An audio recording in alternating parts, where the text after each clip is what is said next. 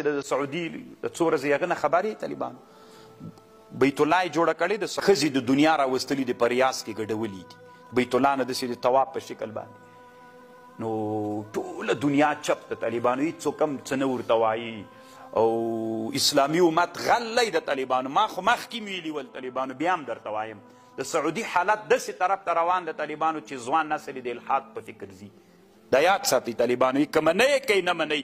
د سعودي ځوانان د الحاد فکر طرف ته روان دي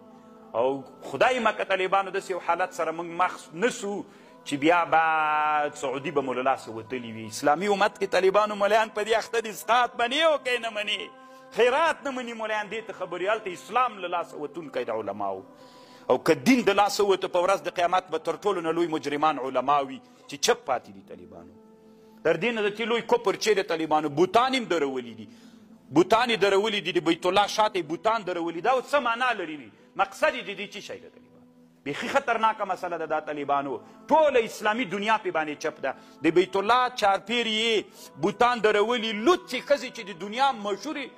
سندرغاړي د کوم امریکایي هم د دا هم راوستلي د بیت الله نه دغه جعلي بیت الله یې چې جوړه کړې ده مقصد د دې اوس څه شی ده موږ نه پوهېږو چې د دې هدف څه شی ده ولې اسلامي امت چپ ده ولې د اسلامي امت ویندویانو خبریالانو اسلامي حکومتونه چپ دي چې دا اوس څه معنا لري ما ته جواب راکړه څه معنا لري چې تا دا کار وکړ الله دې رحم وکړي طالبانو که اسلامي امت کې علما هم داسې چپ پاتې سول دا بعیده مه بلئ چې کاپیران دې موږ داسې وکړي دا وارې مو دې داسې وځپي فکري مزپي کله چې فکري د موږ له لاسه ووتل بیا مولا والا په دې ستوني دې په قدر کېږدي